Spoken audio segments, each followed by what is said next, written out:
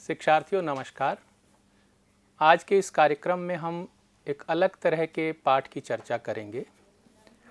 अब तक आपने साहित्य की अनेक विधाओं पर चर्चाएं सुनी होंगी, लेकिन आज हम पढ़ने के कौशल पर आधारित एक विशेष पाठ पढ़ें कैसे पर यहाँ कुछ बातें करेंगे।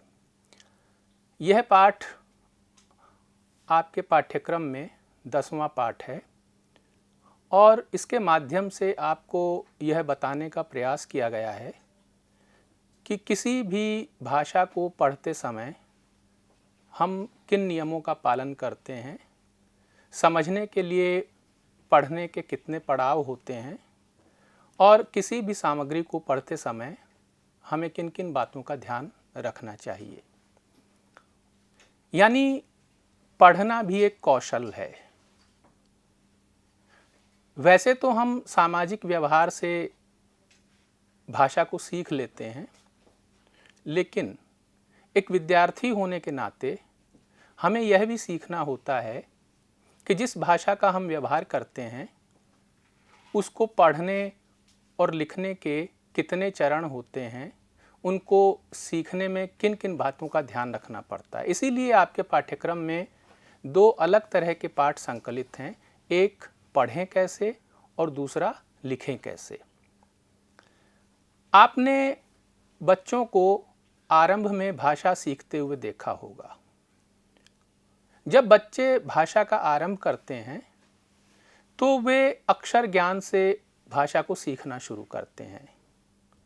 आपने देखा होगा कि बच्चे पढ़ने के लिए यानी पढ़ने में उच्चतर गति को प्राप्त करने के लिए पहले वर्णों को सीखते हैं, अक्षरों को सीखते हैं, उसके बाद शब्दों का व्यवहार करते हैं।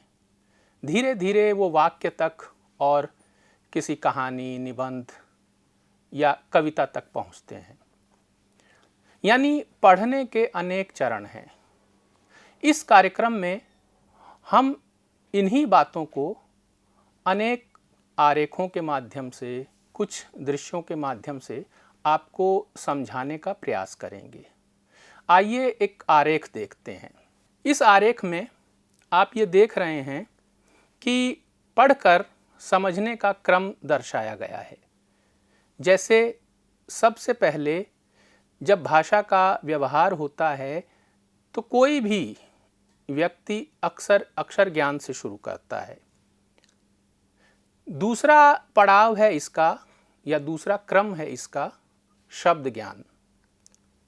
इसके बाद केवल शब्द का व्यवहार ही काफ़ी नहीं होता, शब्दों के हमें अर्थ भी समझने पड़ते हैं और अर्थों को समझने के अनेक आधार होते हैं। कभी कभी हमें बड़े शब्द का अर्थ बताते हैं, कभी कभी हम चीज़ों को देखकर उनके अर्थ समझ जाते हैं।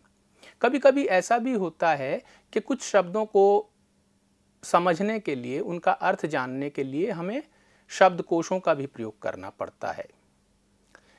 शब्द ज्ञान के बाद और उसके अर्थ ज्ञान के बाद हम वाक्य रचना की ओर बढ़ते हैं। यानी जब हम अक्षर ज्ञान प्राप्त कर लेते हैं, अक्षर ज्ञान के आधार पर शब्द बनाना सीख जाते हैं या शब्दों को पढ़ना शुरू करते हैं, तो फिर हम वाक्य की ओर बढ़ते हैं और वाक्य को लिखना धीरे धीरे शुरू करते हैं। और लिखने से पहले उनका उचित पठन भी करते हैं। हम सब लोग जानते हैं कि किसी भी वाक्य का अर्थ उसको ठीक ढंग से पढ़ने में है। तो जब हम वाक्य को ठीक ढंग से पढ़ लेते हैं, उसके बाद उसका अर्थ भी समझ जाते हैं। इसके बाद हम अनुच्छेद पठन करते हैं। यानी वाक्य से आगे हम एक बड़ी रचना की ओर बढ़ते हैं जिसे अनुच्छेद पठन कहा जाता है। अनुच्छेद पढ़ते हैं और उसके बाद उसका अर्थ ग्रहण करते हैं और जो हमने अर्थ सीखा उसको हम लिखने की भी कोशिश करते हैं। इसके बाद अगला क्रम है जो पठित सामग्री है, यानी जिस अनुच्छेद को या जिस भी अंश को हम पढ़ते हैं, चाहे वो कविता का अंश हो, चाहे गद्य का अंश हो, उसे हम यहाँ पठित सामग्री कह रहे हैं। तो अगले क्रम में हम पठित सामग्री की जो घटनाएं हैं, जो उसमें व्यक्त घटनाएं हैं या तथ्य हैं या जो विचार हैं, उनका पारस्परिक संबंध स्थापित करते हैं, क्योंकि उसके बिना हम पूरी रचना को समझ नहीं पाएंगे। एक स्वतंत्र वाक्य का अर्थ ग्रहण करना अलग बात है, लेकिन उससे आगे बढ़कर अनेक वाक्यों से बनी हुई रचना का अर्थ करना बिल्कुल अलग बात है, क्योंकि एक के बाद जब दूसरा वाक्य आता है, दूसरे वाक्य के बाद तीसरा वाक्य आता है, तो इन वाक्यों का एक पारस्परिक संबंध होता है और यही संबंध हमें किसी अनुच्छेद में घटनाएं, तथ्य और जो विचार होते हैं उनका पारस्परिक संबंध भी बताता है। तो इसलिए ये ज़रूरी है कि किसी अनुच्छेद को पढ़ते समय उस अनुच्छेद में जो कहा गया है उस सारी बातों को हम समझने की कोशिश करें। इसके बाद अंतिम चरण है पढ़ने का, ठीक ढंग से पढ़ने का या समझकर पढ़ने का, कि हम पठित सामग्री की विधाओं को पहचानना शुरू कर देते हैं। ये पढ़ने का उच्चतम कौशल है। जैसे आप अपनी पाठ्यक्रम, आपका जो पाठ्यक्रम है उसकी पुस्तक है, उसमें आप कहानियाँ भी पढ़ रहे हैं, निबंध भी पढ़ रहे हैं, लेख भी पढ़ रहे हैं, अनेक तरह की दूसरी रचनाएं भी पढ़ रहे हैं, नाटक पढ़ते हैं आप, तो ये जो सारी रचनाएं हैं जो अनेक विधाओं में लिखी गई हैं, इनको अलग अलग रूपों में हम समझना शुरू कर देते हैं। इसलिए इसको हम पढ़ने का उच्चतम कौशल कहते हैं। ये हमने आपको संक्षेप में बताया कि पढ़ने में किस क्रम का हम पालन करते हैं। आइए अब इस क्रम के एक एक बिंदु को हम थोड़ा सा विस्तार से जानने का प्रयास करें। हमने सबसे पहले अक्षर ज्ञान की बात की। अक्षर ज्ञान करने से पहले हम वर्णमाला सीखते हैं। किसी भी भाषा में कुशलता प्राप्त करने से पहले उसकी वर्णमाला की व्यवस्था को समझना आवश्यक है। भाषा को व्यवहार के रूप में बोलना अलग बात है, लेकिन उसकी जानकारी प्राप्त करना बिल्कुल दूसरी बात है।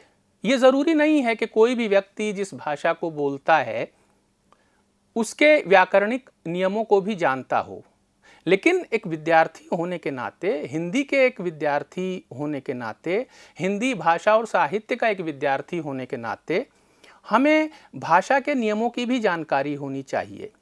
इसीलिए जब हम आरंभ में अक्षर ज्ञान करते हैं तो हम वर्णमाला की पहचान करते हैं और ये देखने की कोशिश करते हैं कि जिस भाषा को हम सीखने जा रहे हैं उसमें कितनी तरह के वर्ण होते हैं, उन वर्णों का आधार क्या है, उन्हें बोला कैसे जाता है, वे बनते कैसे हैं, अगर उनका विच्छेद किया जाए तो उन्हें हम कितने टुकड़ों में बांट सकते हैं। जैसे हिंदी के ही संदर्भ में हम कहें तो इसमें हम स्वर और व्यंजनों की बात करते हैं।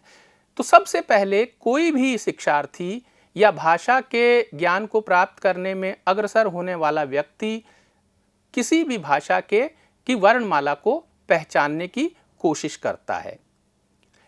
दूसरा पड़ाव है इसमें शब्द ज्ञान। हम सब जानते हैं कि वर्णों के समूह से भाषा बनती है और भाषा बनने से पहले शब्द बनता है। शब्द कोई ना कोई अर्थ जरूर देता है। तो जब एक विद्यार्थी होने के नाते हम शब्दों की बात करते हैं तो शब्दों के स्वरूप की भी हमें बात करनी होती है। हमारी ये जिज्ञासा होती है कि जिस शब्द को हम पढ़ने जा रहे हैं वो बना कैसे है। वैसे तो सामान्यतः 4 प्रमुख नियम है शब्द बनाए जाने के। जैसे पहला है संधि, दूसरा है समास, तीसरा है उपसर्ग, चौथा है प्रत्यय। ये नियम हैं संधि, समास, उपसर्ग और प्रत्यय शब्दों को बनाने के। जिन शब्दों को हम पढ़ते हैं वे इन नियमों से बनाए जाते हैं। यानी शब्द बनाए जाते हैं कुछ व्याकरणिक नियमों के कारण या कुछ व्याकरणिक नियमों के आधार पर। जब हम इन व्याकरणिक नियमों को जान लेते हैं तो शब्द बनाना भी सीख सकते हैं और जिन शब्दों का हम व्यवहार करते हैं उन शब्दों के अर्थ को भी हम अच्छी तरह से समझ सकते हैं। लेकिन जब प्रारंभ में भाषा सीखी जाती है तो हम ये जो संधि है, समास है, उपसर्ग है, प्रत्यय है, इनसे शब्द नहीं बनाते। यानी वो पहली अवस्था है भाषा को सीखने की, तो वहां हम कुछ सरल शब्दों को पढ़ते हैं। जैसे बच्चों को आपने पढ़ते देखा होगा, सबसे पहले उनको सरल शब्द पढ़ाए जाते हैं, जैसे कमल उनको पढ़ाया जाता है, घर उनको पढ़ाया जाता है शब्द के रूप में, ईख की बात की जाती है, कलम की बात की जाती है, गया की बात की जाती है, आया की बात की जाती है। अभी शुरू शुरू में उन्हें बहुत मुश्किल शब्दों का ज्ञान नहीं कराया जाता, यानी पढ़ने के लिए सबसे पहले उन्हें प्रारंभिक जानकारी दी जाती है ताकि वो रुचिपूर्वक आगे पढ़ सकें। हम सब जानते हैं कि आरंभ में ही कठिन पड़ाव सामने रख देना, इससे सीखने वाले को मुश्किल होती है और वो मुंह मोड़ लेता है भाषा से, वो सीखता नहीं, वो व्यवहार तो करने लगता है लेकिन उसके नियमों की जानकारी रखने में उसकी रुचि नहीं होती। इसलिए शुरू शुरू में बच्चों को आसान शब्द रटाए जाते हैं। इसके साथ साथ शब्दों के अर्थ को भी समझने की जरूरत पड़ती है। जैसे बच्चों को जब पढ़ाया जाता है घर या कमल या ईख, तो आपने देखा होगा कि इन शब्दों के आगे कुछ चित्र बना दिए जाते हैं। इन चित्रों के माध्यम से भाषा को प्रारंभिक स्तर पर सीखने वाला ये जान जाता है कि इन चित्रों से इन शब्दों का कोई संबंध है, और वो ये समझ लेता है कि कमल एक फूल है, घर एक रहने का स्थान है जिसमें हम रहते हैं, और बाकी के शब्द भी इसी तरह उनके अर्थ वो जान लेता है और इसी से शब्द सार्थक हो जाते हैं। जब तक किसी शब्द का हम अर्थ नहीं जानते वो हमारे लिए निरर्थक होता है, वो सार्थक नहीं होता। लेकिन जैसे ही हम अर्थ जान लेते हैं तो हमारे लिए वो सार्थक हो जाता है। शिक्षार्थियों, इस संसार में भाषा बनी ही अर्थों से है। एक ये संसार है जिसे हम देख रहे हैं, दूसरी वो भाषा है जिसे हमने बनाया है, और भाषा को हमने बनाया ही इसलिए है ताकि संसार में जो वस्तुएं हैं, जो पदार्थ हैं, जो हमें दिखाई दे रहा है, उन्हें कोई ना कोई नाम हम दे सकें। तो पढ़ने के क्रम में ये जो शब्द है ये बहुत महत्वपूर्ण पड़ाव है।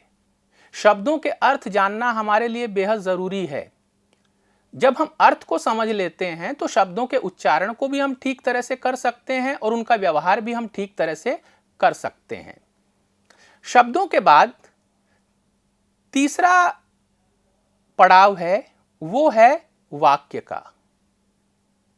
वाक्य भाषा की बहुत महत्वपूर्ण इकाई मानी जाती है। जब आप पढ़ते हैं तो आप वाक्यों को भी पढ़ते हैं रचनाओं के तौर पर। वाक्य रचना या उचित वाक्य पठन ये बहुत महत्वपूर्ण है भाषा में। वाक्य रचना के भी अपने नियम होते हैं, जैसे शब्द बनाए जाने के अपने नियम होते हैं, लेकिन उन नियमों को जानने से पहले ही हम वाक्यों का व्यवहार शुरू कर देते हैं।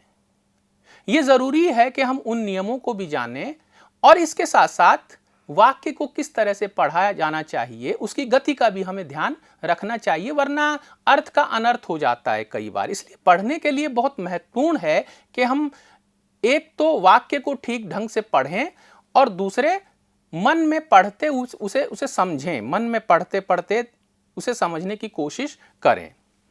यानी वाक्य का अर्थ समझना भी पढ़ने का एक महत्वपूर्ण क्रम है। इसी पढ़ने के आधार पर समझना भी होता है। अब तक आप ये भी समझ गए होंगे कि पढ़ना केवल पढ़ना नहीं है, वो समझना भी है। सिर्फ पढ़ लेना, पढ़कर बोल देना, ये अधूरी शिक्षा है। ये पूरी तब होती है जब हमने जिसे पढ़ा उसे हम समझ भी रहे हों। अब इसी का अगला चरण है प्रसंग के अनुसार अर्थ का समझा जाना। वाक्य में जो बातें हैं, घटनाएं हैं, उनका आपसी संबंध स्थापित करना। धीरे धीरे हम उस ओर बढ़ रहे हैं जहां भाषा का हम लगभग पूरा ज्ञान प्राप्त कर पाते हैं और पढ़ा कैसे जाए उसे उच्चतर अवस्था तक हम ले जाएं। प्रसंग के अनुसार अर्थ समझना और बातों घटनाओं का आपसी संबंध बिठलाना ये बहुत ज़रूरी होता है वाक्यों को पढ़ने के बाद। अगर हम ऐसा नहीं कर पाते हैं तो हमारे लिए बड़ा मुश्किल होता है कि जो वाक्यों में लिखी गई रचना है उसके बारे में हम किसी को कुछ भी बता सकें। आपसे अक्सर लेखन कौशल में और उसी के साथ साथ पठन कौशल पर आधारित कुछ सवाल पूछे जाते हैं। जैसे आपसे कई बार अपठित गद्यांश की और अपठित काव्यांश की व्याख्या कराई जाती है या उससे संबंधित प्रश्न पूछे जाते हैं। उन प्रश्नों का उत्तर आप तब तक नहीं दे पाएंगे जब तक वाक्यों में जो बात कही गई है, वाक्य में जो तथ्य हैं, घटनाएं हैं, जो उन तथ्यों के आपसी संबंध हैं, उनमें जो लोग हैं, उनके चरित्र की जो विशेषताएं हैं, उनको समझ नहीं लेंगे, तब तक आप उन प्रश्नों के उत्तर नहीं दे पाएंगे। इसलिए ये कहा जाता है कि जब वाक्यों के समूह को पढ़ा जाता है, किसी अनुच्छेद को पढ़ा जाता है या किसी ऐसी रचना को पढ़ा जाता है जिसमें अनेक वाक्य होते हैं, तो उसे समझने के लिए ये बहुत ज़रूरी होता है कि उन वाक्यों के आपसी संबंध क्या हैं। अब तक जो हमने बातें की उनको अगर संक्षेप में हम कहना चाहें तो हम कह सकते हैं कि सबसे पहले अक्षर ज्ञान, उसके बाद शब्द ज्ञान, उसके बाद शब्द का अर्थ, उसके बाद वाक्य ज्ञान, उसके बाद वाक्य में जो कहा गया है उसका अर्थ, उसके बाद अनेक वाक्यों का एक समूह जिससे अनुच्छेद बनता है और अनुच्छेद के भीतर जो तथ्यों के, घटनाओं के, व्यक्तियों के आपसी संबंध होते हैं उनको समझना, और इसके बाद किसी भी बड़ी रचना को समझने की कोशिश करना। और जो बड़ी रचना होती है वो अनेक विधाओं में लिखी जाती है, यानी इस क्रम में हम पहुंच जाते हैं विधा तक, अनेक विधाओं तक, जिन विधाओं को आप अपनी पाठ्यपुस्तक में भी पढ़ रहे हैं। तो उन विधाओं तक आप ऐसे ही नहीं पहुंच गए शिक्षार्थियों, आपने एक क्रम देखा होगा पढ़ने का। जब उन विधाओं को पढ़ने की ओर आप अग्रसर हुए तो उससे पहले बहुत सारे पड़ावों को आपने पार किया होगा। तो संक्षेप में ये एक क्रम है। आइए अब एक अनुच्छेद के माध्यम से हम इस पढ़ने के कौशल को अच्छी तरह से समझने का प्रयास करते हैं। आपके सामने एक अनुच्छेद प्रस्तुत किया जा रहा है, इसे आप भी पढ़िए और मैं आपको इसे पढ़कर सुना रहा हूं। अनुच्छेद है, आकाश में काले बादल छाए हुए थे। अचानक ही वे बादल छमाछम बरसने लगे। दरवाजे पर घंटी बजी। 8 साल की ऋतु छमाछम करती हुई गई और उसने दरवाज़ा खोल दिया। उसका 10 साल का भाई सुंदरेश सामने खड़ा था। वह अंदर आया। वह सिर से पांव तक पूरी तरह से भीगा हुआ था। यह देखकर उसकी माँ एकदम से उस पर बरस पड़ी। इस अनुच्छेद को यदि आप ध्यान से पढ़ेंगे तो आपका ध्यान 2 स्थितियों पर, शब्दों पर जाना जरूरी है। एक है छमाछम और दूसरा है बरस पड़ना। छमाछम एक ही शब्द है और 2 स्थितियों में उसका प्रयोग किया गया है। एक बारिश के संदर्भ में, आकाश से पानी बरस रहा है, धरती पर पड़ रहा है, उस पानी के गिरने का भी अपना एक संगीत होता है जिसे छमाछम के नाम से बताया गया है। इसी तरह से वो जो बच्ची है 8 साल की, उसने पैरों में पाजेब पहन रखी हैं, उनकी ध्वनि को भी छमाछम कहा गया है। यदि आप अर्थों को ठीक तरह से नहीं समझते हैं तो संदर्भ के अनुसार इस एक ही शब्द के अलग अलग प्रयोग को नहीं समझ पाएंगे।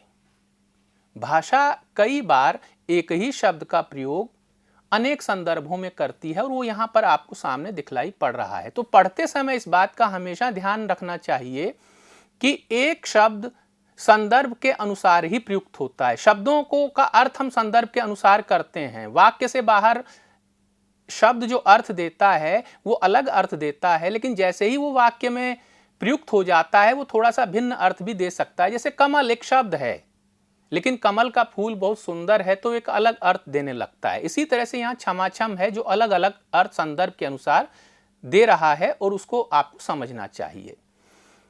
दूसरा शब्द है जिस पर आपका ध्यान जाना जरूरी है वो है बरस पड़ना। बरस पड़ना का एक संदर्भ है मां के संदर्भ में और दूसरा है बादलों के संदर्भ में। आकाश से पानी गिरना यह भी बरस पड़ना है और मां का सुंदरेश पर बरस पड़ना यह भी बरस पड़ना है, लेकिन दोनों के अर्थ भिन्न भिन्न हैं। आपने एक मुहावरा सुना होगा हिंदी का, मोहन राकेश पर बरस पड़ा।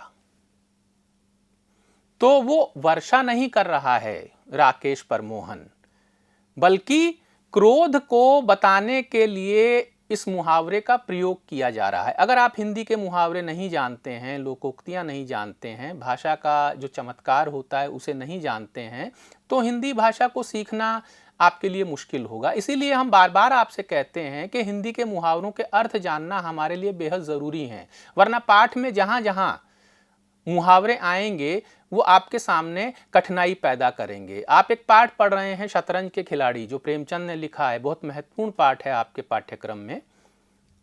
कहानी है बड़ी मशहूर प्रेमचंद की, जिस पर फिल्म भी बनाई सत्यजीत रे ने। उस कहानी को जब आप पढ़ते हैं तो कदम कदम पर आपको मुहावरों का सौंदर्य नजर आता है, लेकिन उस सौंदर्य को आप तब ग्रहण कर पाएंगे जब उनके अर्थ जानते हों। तो अब यहाँ पर सुंदरेश पर जब माँ बरस पड़ी, तो आप अगर इस मुहावरे को नहीं जानते तो आपको ये पता ही नहीं लगेगा कि माँ क्यों बरस पड़ी, इसका अर्थ क्या है। और जब अर्थ जान लेंगे तब आप ये बता देंगे, एक बरस पड़ने का मतलब है पानी का गिरना आकाश से, दूसरे बरस पड़ने का मतलब है क्रोध करना, यानी मां सुंदरेश पर क्रोध कर रही हैं। अब ये एक छोटा सा अनुच्छेद है और इसे कैसे पढ़ा जाए, कैसे समझा जाए, इसे बताने के लिए हमने केवल 2 शब्दों की आपसे चर्चा की। इस तरह के बहुत सारे शब्द हो सकते हैं किसी भी अनुच्छेद में जिनको आपको समझना पड़ेगा पढ़ते समय। तो आपने ये देखा कि इस अनुच्छेद के ये 2 शब्द विशेष चमत्कार रखते हैं जिनको आपको समझने की जरूरत है। इसी अनुच्छेद को हम कई कोणों से पढ़ सकते हैं। जब हमें प्रश्न के उत्तर देने होते हैं किसी अनुच्छेद पर आधारित, तो हमें इसी तरह से उस अनुच्छेद को पढ़ना चाहिए कि तरह तरह से हम उस पर चर्चा कर सकें। जैसे इसी अनुच्छेद में आप जब संबंध बिठाएंगे घटनाओं का, उनके संदर्भों को समझने की कोशिश करेंगे, व्यक्तियों का स्वभाव बताएंगे, तो आप ये बता देंगे आसानी से कि सुंदरेश खेलने का बहुत शौकीन है। जिस वक्त खेलने गया उस वक्त अचानक बारिश होने लगी। बारिश इतनी तेज थी कि वो भीग गया। भीगते हुए उसने दरवाजा खोला। सुंदरेश की बहन ने, ऋतु ने, पाजेब पहन रखी थी, इसलिए उसकी पाजेब का शोर हो रहा था, ध्वनि हो रही थी। उसी ने दरवाजा खोला। सुंदरेश को देखते ही मां बरस पड़ी, गुस्सा हुई। अब इनमें से बहुत सारी बातें ऐसी हैं जो इस अनुच्छेद में नहीं कही गई हैं, लेकिन जैसे ही आप पढ़ लेते हैं इस अनुच्छेद को, आप समझ जाते हैं कि इसके पीछे ये चीजें भी निहित हैं। आप ये भी जान जाते हैं कि सुंदरेश का स्वभाव कैसा है, मां का स्वभाव कैसा है, मां को सुंदरेश की कितनी चिंता है। बरस कोई ऐसे ही थोड़ा ही पड़ी, उन्हें यह चिंता हुई होगी कि कहीं सुंदरेश बीमार न पड़ जाए। यानी जो बातें इस अनुच्छेद में नहीं भी कही गई हैं, उन्हें भी आप समझ लेते हैं जब इस अनुच्छेद को ठीक ढंग से पढ़ते हैं। यही पढ़ना ठीक पढ़ना होता है, जब आप जो नहीं कहा गया है उसको भी ग्रहण कर लें अपने अनुभव से, अपनी आसपास की स्थितियों से। इसके साथ साथ इस अनुच्छेद को पढ़कर आप इन तथ्यों और घटनाओं को जान लेते हैं। पहला, वर्षा अचानक होने लगी थी। दूसरा, सुंदरेश घर के बाहर था। तीसरा, वह वर्षा में भीग गया। चौथा, वह भीग कर घर आया। पांचवा, उसे भीगने के कारण डांट खानी पड़ी। अनुच्छेद में बहुत सी बातें नहीं कही गई हैं, लेकिन उन्हें आप अपनी कल्पना से पूरा कर लेते हैं। तो इस अनुच्छेद को इस तरह से भी पढ़ा जा सकता है। और ठीक ढंग से पढ़ने का मतलब है इस अनुच्छेद में जो पारस्परिक कार्य कारण संबंध हैं, जो तथ्य हैं, उनको आप ग्रहण कर रहे हैं। और वो कार्य कारण संबंध और तथ्य इस प्रकार हैं। जिस समय वर्षा आई, सुंदरेश घर के बाहर था। वह घर लौटा, वर्षा बहुत तेज थी, इसलिए वह पूरी तरह भीग गया था। मां बहुत नाराज हुई क्योंकि वह पूरी तरह से भीगा हुआ था। मां को चिंता हुई कि कहीं वह बीमार न पड़ जाए। इस तरह से शब्दों के प्रसंग को समझना, अर्थ समझना, उनके आपसी वाक्यों के आपसी संबंध को समझना, यही पढ़ना ठीक ढंग से यदि पढ़ा जाए तो इन सब चीज़ों को कोई भी शिक्षार्थी आसानी से समझ सकता है। इस तरह पढ़ने के बाद आप स्वयं भी बहुत से निष्कर्ष निकाल सकते हैं। किसी भी अनुच्छेद को पढ़ने के बाद आप स्वयं भी बहुत से निष्कर्ष निकाल सकते हैं। यानी पढ़ी हुई सामग्री में जो तथ्य हैं, जो घटनाएं हैं, उनका जो पारस्परिक संबंध होता है, उस संबंध को पहचानना बेहद जरूरी होता है। इसका अर्थ ये हुआ कि सही तरह से पढ़ना वह है जब आप किसी भी भाषा में जो लिखा गया है उसे पढ़ते समय इस बात का ध्यान रखें कि इसके भीतर जो तथ्य हैं, जो घटनाएं हैं, उनका आपसी संबंध क्या क्या है। उन्हें आप अपने मन में बिठा लेते हैं, कभी उनका आनंद लेते हैं, कभी उनको पढ़कर उनसे दुखी होते हैं। क्योंकि किसी भी रचना में कुछ भाव होता है, सुख दुख होता है, अनेक लोगों का व्यक्तित्व होता है जो कभी हमें खुश करता है, कभी दुखी करता है। तो जब आप इस सुख और दुख को ग्रहण कर लेते हैं पढ़ने के बाद, तो यही ठीक ढंग से पढ़ना कहा जाएगा।